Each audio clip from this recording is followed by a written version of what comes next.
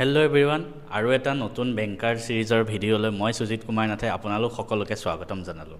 ভিডিঅ'টোৰ আৰম্ভণিতে মই আপোনালোকক কৈ থওঁ যে মই এটা বেংকাৰ সিৰিজ আৰম্ভ কৰিছোঁ য'ত অসমীয়াত মই বেংক ৰিলেটেড এক্সামৰ বিভিন্ন গাইডেন্স আপোনালোকলৈ আগবঢ়াব গৈ আছোঁ। গতিকে চেনেলটো আৰম্ভণিতে ছাবস্ক্ৰাইব কৰি দিব। আজি আমি RRB PO যিটো গ্ৰামীণ বেংকৰ PO অফিচাৰ স্কেল 1ৰ কাৰণে যোনটো এক্সাম হয় সেইটো এইবাৰ এক্সাম ডেট ওলাই গৈছে। এক্সাম হ'ব, নটিফিকেশ্যন যদিও ওলোৱা নাই, এক্সাম হ'ব জুলাই লাষ্ট উইকত আৰু আগষ্টৰ ফাৰ্ষ্ট উইকত 3টা দিন দিয়া আছে এক্সামৰ বাবে। গতিকে আমি ষ্ট্ৰেটেজি ডিছকাছ কৰিম কেনেকৈ পঢ়িব লাগে। আৰু আৰম্ভণিতে কৈ থওঁ, আপোনালোকে যদি ভাবিছে মোৰ ভিডিঅ' কিয় চাব লাগে, মই নিজে 3টা বেংক জব উইদিন 6 মান্থছ 3টা গভৰ্ণমেণ্ট বেংকৰ জব মই ক্ৰেক কৰিছিলোঁ, including IBPS IT officer, PNB মানে IBPS ক্লাৰ্ক এণ্ড নাও RBI। তো মই আপোনালোকক বেছি ভালকৈ গাইড কৰিব পাৰিম। প্ৰথম কথা, আমি ষ্ট্ৰেটেজিলৈ যোৱাৰ আগতে কোনোবা যদি একেবাৰে বিগিনাৰে কোনোবা ভিডিঅ'টো চাই আছে তেওঁলোকৰ বাবে মই কৈ থওঁ একদম থুলমূলকৈ যে RRB PO exam scale 1 officer হয় অসম গ্ৰামীণ বিকাশ বেংকত। ভালেখিনি ভেকেঞ্চি ওলায় প্ৰত্যেক বছৰে। পেটাৰ্ণটো এনেকুৱা হয়, এক্সাম পেটাৰ্ণ প্ৰিলিমছ হ'ব জুলাই লাষ্টত, মেইনছ আছে ছেপ্টেম্বৰৰ মাজত, আৰু তাৰপিছত ফাইনেলত ইণ্টাৰভিউ হয়। 3টা ষ্টেজ, প্ৰিলিমছ, মেইনছ, ইণ্টাৰভিউ, তাৰপিছত ফাইনেল কাট অফ ওলায়, ফাইনেল ছিলেকশ্যনৰ লিষ্ট ওলায়। এতিয়া আমি যদি আহোঁ ইয়াৰ চিলেবাছ পেটাৰ্ণটো মই কথা ক'লোঁ, তাৰপিছত এক্সাম কিমান টাইম হয়। আমি আজি বেছিকেলি প্ৰিলিমছৰ ওপৰত ফ'কাছ কৰিম। তো প্ৰিলিমছ 40 মাৰ্কছৰ হয়। RRB prelims maths and reasoning দুইটাৰে 40টা প্ৰশ্ন আহে, ইংলিছ নাহে ইয়াত। Maths reasoning 40 question, 40 marks, 80 marks, আৰু কাট অফ অলপ ভালেখিনিয়ে যায় মানে, গতিকে 70+ টাৰ্গেট কৰিব লাগিব আপোনালোকে। মেইনছ এক্সামত 5টা ছাবজেক্ট আহে, মেথছ ৰিজনিংটো আহে, তাৰ উপৰি ইংলিছ এটা আহে, কাৰেণ্ট এফেয়াৰ্ছ মানে GA বুলি কয়, আৰু তাৰপিছত আহে আপোনাৰ কম্পিউটাৰ। এই 5টা ছাবজেক্ট আহে। এই গোটেইখিনি হ'ল, তাৰপিছত ফাইনেলি ইণ্টাৰভিউ এটা হয়। আমি RRB ধুনীয়াকৈ মই এইটো চিৰিজ ষ্টাৰ্ট কৰিছোঁ, আৰু RRB POত মই গাইডেন্স আপোনালোকক দি যাম, RRB PO হওক ক্লাৰ্ক হওক। এতিয়া আমি যদি আহোঁ কেনেকৈ পঢ়িব লাগে, ঠিক আছে। চেলাৰীৰ কথা কৈ দিওঁ, মানে সেইটো এটা মেইন মটিভেশ্যন হয় ন। চেলাৰী অলমষ্ট 80,000 ধৰি লওক এজন POৰ ইনিচিয়েল। এতিয়া আমি কেনেকৈ পঢ়িব লাগে, আমাৰ ওচৰত 3 মাহ সময় আছে। বহুতে ভাবিব 3 মাহ বহুত সময়, কিন্তু এতিয়াৰ পৰা পঢ়িব বহিলেহে আপুনি পাব। কাৰণ চাওক, আপুনি কিমান মানুহৰ লগত কম্পিট কৰি থাকিব। বেংক এক্সাম ইমান এটা সহজ এক্সাম নহয়, ঠিক আছে। গতিকে আৰু আপুনি নাভাবিব যে কোচিং কৰিলেহে পায়। প্ৰত্যেক বছৰে যিমান ষ্টুডেণ্টে বেংকিং এক্সাম ক্ৰেক কৰে, মোৰ লগৰ বহুত আছে, 95%-এ কিন্তু কোচিং নকৰাই হয়। 95%-এ ইউটিউব বা অনলাইন ক'ৰবাত চাই পেলাই পাছ কৰি আহে। গতিকে আপুনিও পাৰিব, আপুনি নিজৰ ওপৰত বিশ্বাস ৰাখক। এতিয়া 3 মাহ সময়টো আমি 15 দিনকৈ ভাগ কৰি লৈছোঁ। এমাহত 15 দিনকৈ হ'লে দুটা পাম আমি টাৰ্ম, তেনেকৈ 3 মাহত আমাৰ 6টা টাৰ্ম হ'ব, 15 দিন। মই আপোনালোকৰ কাৰণে লিখি লৈ আহিছোঁ। সেই লিখি মই নিজে মানে অলপ আগত বনাই আছিলোঁ অফিচৰ পৰা আহি, গতিকে মই ভাবিছোঁ কৈ দিওঁ। প্ৰথম 15 দিন আমি প্ৰথম 45 দিন আমাৰ বেছিক আমি বনাম, যোন বিগিনাৰ্ছ আছে।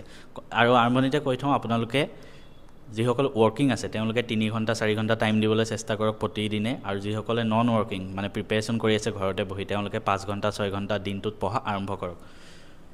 প্ৰথম কথা, প্ৰত্যেক দিনাই ৰাতিপুৱা আপুনি কাৰেণ্ট এফেয়াৰ্ছ চাব লাগিব। বহুতে ক'ব প্ৰিলিমছত কাৰেণ্ট এফেয়াৰ্ছ নাহে, কিন্তু বেংক এক্সাম সেনেকুৱা নহয়। বেংক এক্সাম প্ৰিলিমছ শেষ হ'ল, মেইনছ যেতিয়াই আছে তেতিয়াই হ'ব। প্ৰিলিমছ আৰু মেইনছৰ মাজত হাৰ্ডলি আপুনি 1 মাহ গেপ পাব। সেই 1 মাহত আপুনি কাৰেণ্ট এফেয়াৰ্ছ ইমান কেনেকৈ পঢ়িব।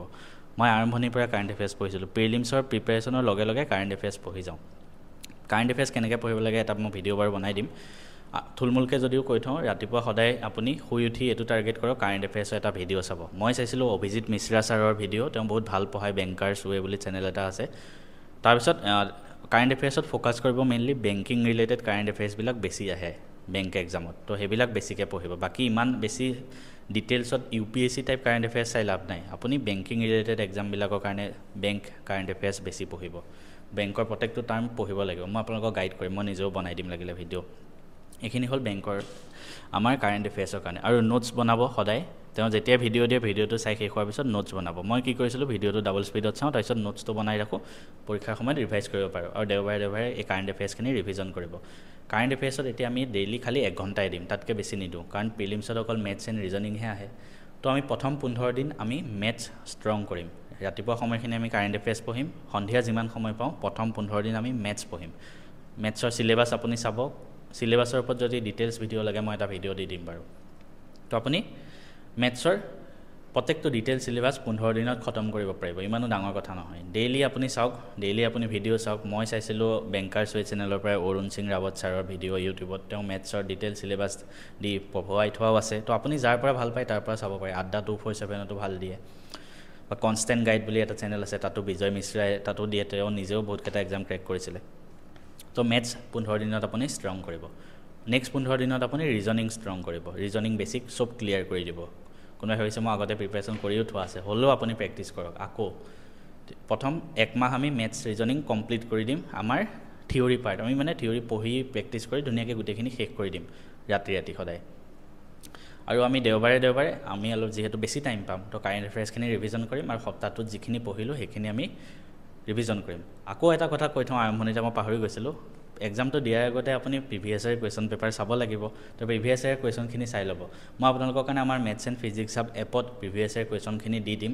আপুনি এপটো ডাউনলোড কৰিব maths and physics hub register কৰিব তাৰপিছত কি কৰিব আপুনি ফ্ৰী মেটেৰিয়েলছত যাব পাৰে নহ'লে আপুনি বেংক এটা এক্সাম তলত একটা আহিবই আপুনি আসাম জবছ বা বেংক এনেকৈ বেংক SSC কিবা এটা আপুনি পাই যাব তাতে ক্লিক কৰিলে আপুনি ডাইৰেক্ট হেতু প্ৰিভিয়াছ ইয়াৰ পেপাৰ ফোল্ডাৰত যাব তাতে RRB POত ক্লিক কৰিব গোটেইকেইখন প্ৰিলিমছৰ পেপাৰ পাই যাব তো প্ৰথম এক মাহ মেথছ ৰিজনিং নেক্সট 15 দিন এক মাহ গ'ল তাৰ পিছৰ 15 দিন মানে মে মাহটোত আমি মেথছ ৰিজনিং শেষ কৰিলোঁ জুন মাহৰ প্ৰথম 15 দিনত আমি ইংলিছ শেষ কৰিম বেছিক মেইনছ লেভেলৰ ইংলিছ এটা বহুতে ক'ব ইংলিছ কিয় পঢ়িব লাগে মেইনছৰ কাৰণে পঢ়িলেই হ'ল পিছত কিন্তু মই আকৌ কৈছোঁ আপুনি মেইনছৰ কাৰণে এক মাহ সময় পাব গতিকে এনেকুৱা নহয় কি প্ৰিলিমছ পাছ কৰিম ঠিক আছে আপোনাক জব লাগে আপোনাক প্ৰিলিমছ ক্ৰেক কৰি দেখাব নালাগে আপোনাক ফাইনেল সিলেকশ্যন পাব লাগে গতিকে আৰম্ভণিৰ পৰা পঢ়িলেহে হ'ব চব তো নেক্সট 15 দিনত ইংলিছ মেইনছ লেভেলৰ পঢ়িব ডেইলি এতিয়া চাওক সেই 15 দিন যেতিয়া আপুনি অকল ইংলিছ পঢ়ি থাকিব আপুনিতো মানে ইংলিছ ৰাতিপুৱা কাৰেণ্ট এফেয়াৰ্ছ সন্ধিয়া ইংলিছ আপুনি প্ৰিলিমছৰ পৰা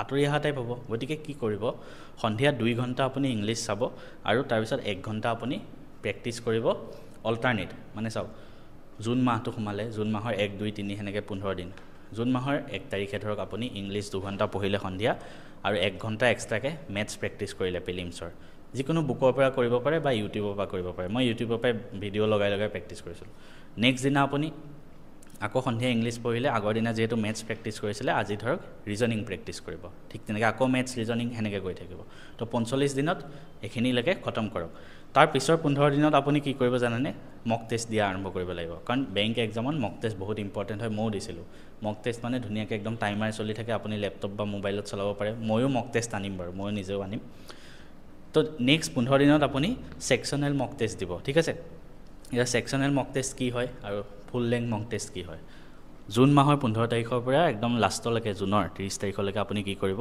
সেকশ্যনেল মক টেষ্ট মানে আপুনি ধৰক মেথছৰ আজি ধৰক সন্ধিয়া আমি মেথছৰ মক টেষ্ট দিম ধুনীয়াকৈ মক টেষ্টটো লগালোঁ 40টা কুৱেশ্যন 40 মিনিটত কিমানটা কৰিব পাৰে অকল 40 মিনিট সোনকালে শেষ হৈ যাব তো সেই 40 মিনিটত আপুনি প্ৰথমটো 20টামান কৰিব পাৰিব ধৰক সেইখিতে নিদিব তাৰপিছত আকৌ সেই টেষ্টটো খতম হোৱাৰ লগে লগে আকৌ 2-3 ঘণ্টা বহি আপুনি প্ৰত্যেকটো কুৱেশ্যন প্ৰেক্টিছ কৰিব ক'ত ভুল হ'ল ওলাব তো তেনেকৈ এভৰি ডে অল্টাৰনেট মানে আজি মেথছ কাইলৈ ৰিজনিং আজি মেথছ কাইলৈ ৰিজনিং তেনেকৈ নেক্সট 15 দিন সেইটো তো জুন মাহৰ শেষলৈকে সেইটো হৈ যাব তাৰ উপৰি এই 15 দিনত আপুনি দেওবাৰে ফুল লেংথ মক টেষ্ট দিব ফুল লেংথ মানে কমপ্লিট 40টা 80টা প্ৰশ্ন ডাইৰেক্ট প্ৰিলিমছ এক্সামৰ নিচিনা তো এই 2 মাহ আপুনি এনেকৈ পঢ়ক তাৰপিছত নেক্সট 15 দিন মানে জুলাই মাহ সোমাব জুলাই মাহৰ প্ৰথম 15 দিন আপুনি টান বস্তুবিলাক চাব লাগিব আপুনি যি বস্তু টান পায় নৰ্মেলি ষ্টুডেণ্টে কি টান পায় DI ডাটা ইণ্টাৰপ্ৰিটেশ্যন এৰিথমেটিক মেথছৰ আৰু ৰিজনিঙৰ পাজলবিলাক টান পায় তো আপুনি প্ৰত্যেক দিনাই এঘণ্টা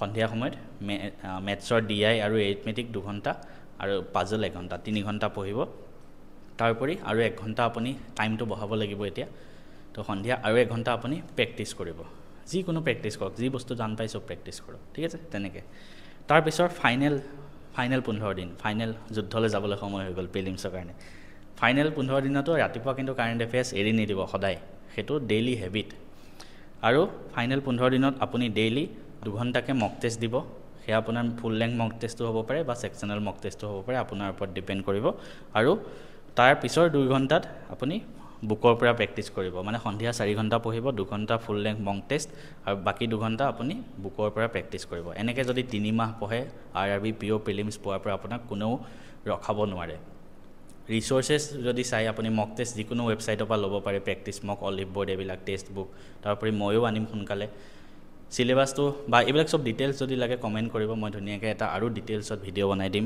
সিলেবাস মক টেষ্ট এইবিলাক সব লৈ আৰু ময়ো ধুনীয়াকৈ আপোনালোকক গাইড কৰি যাম টপিক কিছুমান ময়ো আনি থাকিম প্ৰেক্টিছ পেপাৰছ ময়ো দি থাকিম আপোনালোকৰ কাৰণে আপোনালোকে জাস্ট 3 মাহ তপস্যা কৰক চাব আৰআৰবি পিও আপোনালোকৰ হ'ব আৰআৰবি পিও বহুত ভাল জব হয় ঠিক আছে এছবিআই পিওতকৈ বহুতে আৰআৰবি পিও প্ৰিফাৰ কৰে কিয় জানে আৰআৰবি পিও হলে অসমতে থাকিব পাৰে অফিচাৰ লেভেলৰ জব হয় এছবিআই পিওতকৈ খুব বেছি 5000 টকা স্যালাৰি কম হ'ব কিন্তু গোটেই জীৱন অসমত থাকিব পাৰে ওচৰৰ জায়গাত থাকিব পাৰিব গতিকে আপুনি এতিয়াৰ পৰা প্ৰিপাৰেচন আৰম্ভ কৰি দিয়ক চেনেলটো সাবস্ক্ৰাইব কৰি দিয়ক মই আৰু ভিডিও এনেকুৱা আহিব নেক্সট কি টপিকত ভিডিও লাগে কমেন্ট কৰি দিব